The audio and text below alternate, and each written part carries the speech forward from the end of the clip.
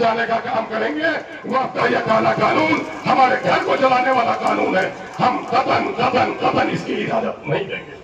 और क्या होगा फिर कोई बहाना ला जाएगा। अभी मैं कह रहा हूँ, ये मुबारकबाद देता हूँ अजीजम मुजाहिद साहब को, देर से ही सही कम अज कम इन्होंने ऐसी जमात जिसके मुंह में राम राम बोलना छुड़ी थी, छोटे भाई है, यकीन है कि मुझे 18 दिन में होश में आ गए थे, इनको 15 साल लगा, लेकिन जब जागा तब सवेरा।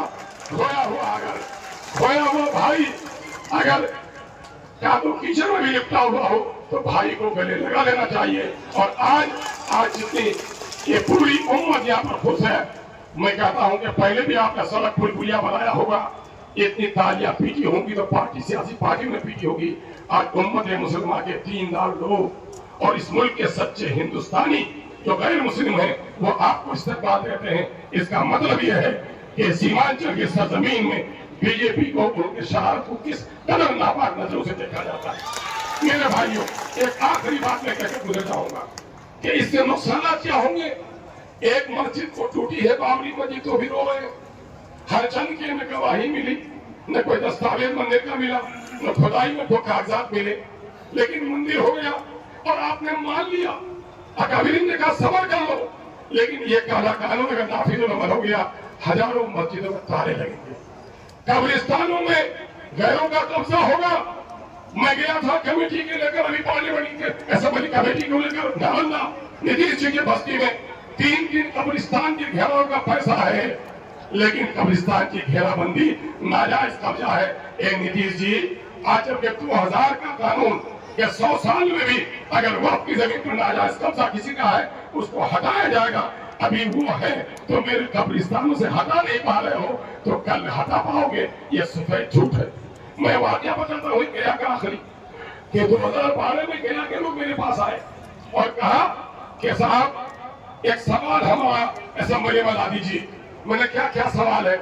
क्या 75 डिस्मिल का कब्रिस्तान या 78 डिस्मिल का, 25 डिस्मिल में स्कूल, 25 डिस्मिल में तालाब और 25 डिस्मिल में जो कब्रिस्तान बची उसको हम अपने बच्चे को दफनाना चाह रहे थे, तो फिरका परस्त उन्हें दफनाने न दिया।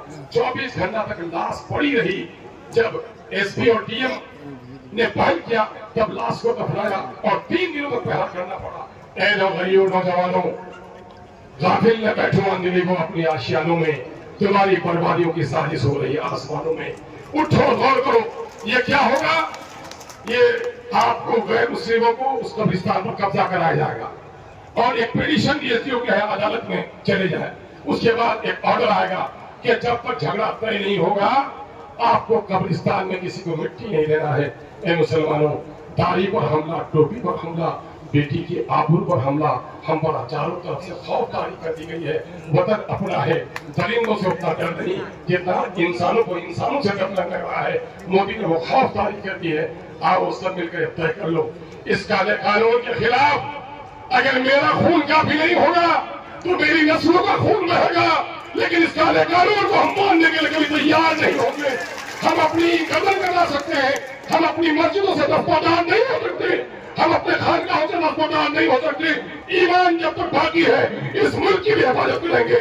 ऐवाने सियासत में रहे या बाहर रहे, इस मुल्क के संविधान की हिफाजत करेंगे। और मेरे मजहबी शान पर कोई हमला करेगा, बच्चा जाने शहादत पी लेंगे। अब जाग चुके हैं दीवाने, दुनिया को जगा के दम देंगे। जीना है तो इज्जत से जी लेंगे, वरना फिर जाने शहादत पी लेंगे। इनकलाब ये जिंदाबाद, अरे जिंदाबाद ऐसी हो कि मोदी के कान फटे।